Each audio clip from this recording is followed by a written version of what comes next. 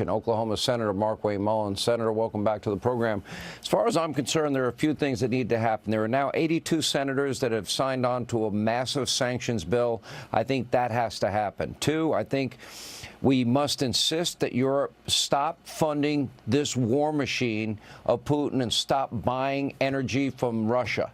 Number three, I think they need to take off the handcuffs off Zelensky and let him unleash hell inside of Russia, funded not by the U.S., but by Europe. Your thoughts?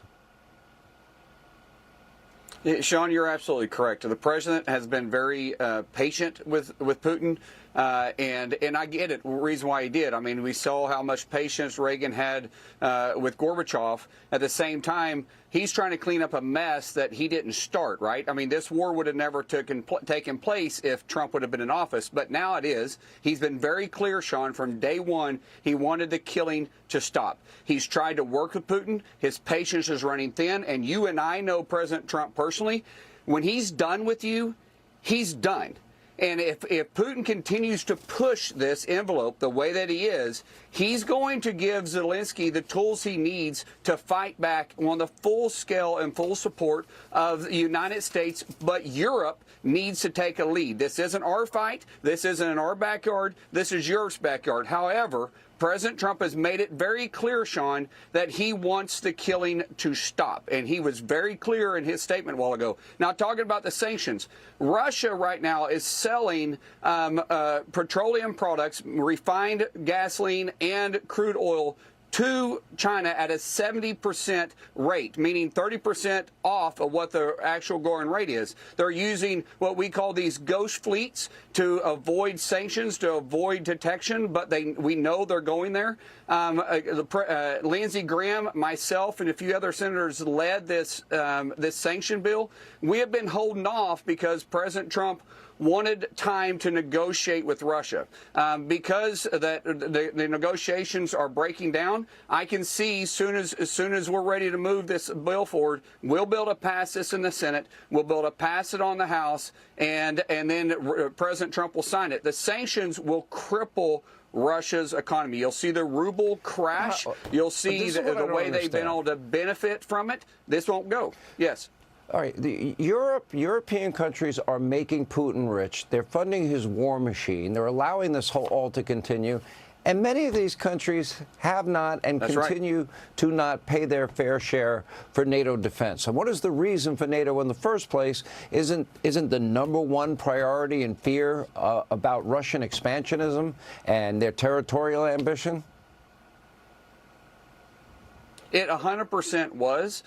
President Trump has made that very clear, too. The worst thing that's taken place in Russia and Ukraine is the war. The best thing that's taken place in Europe is the war because all the other countries are waking up. But they're nowhere close to their gross productive output that they should be right now paying comparable to what their defense is, according to the UN agreements that they signed.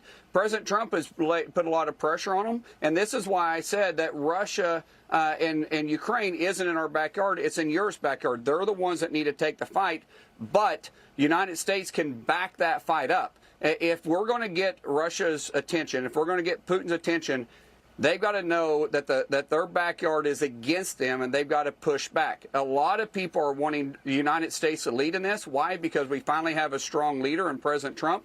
But President Trump has made it clear, too, this isn't our fight. This is their fight.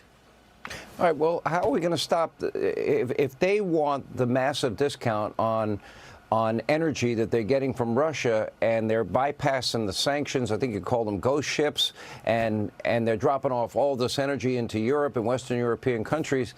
I mean, it's sort of like the best story. One of the best stories Trump will tell is the story when he gave Angela Merkel, then Chancellor of Germany, the white flag of surrender. And she said, "What's this for?"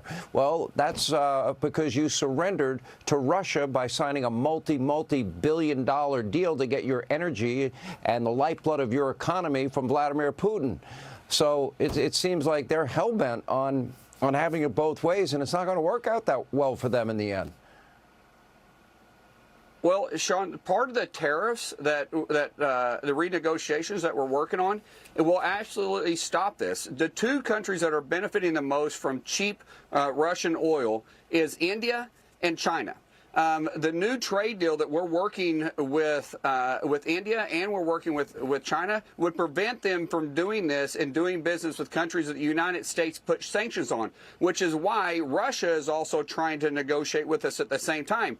But they're playing with fire, and Trump has made that very clear. If we can finalize this deal with India, and if we can finalize the deal with China, then the tariffs that we have put on them will actually be able to be ratcheted back up if we see them buying this cheap oil again and these cheap petroleum products from Russia. And it's the only way it's going to work. But Trump is working all angles on this. This is why Trump makes the art of the deal, right? He's able to back people in corners, because when he's ready and the iron's right, he's able to strike.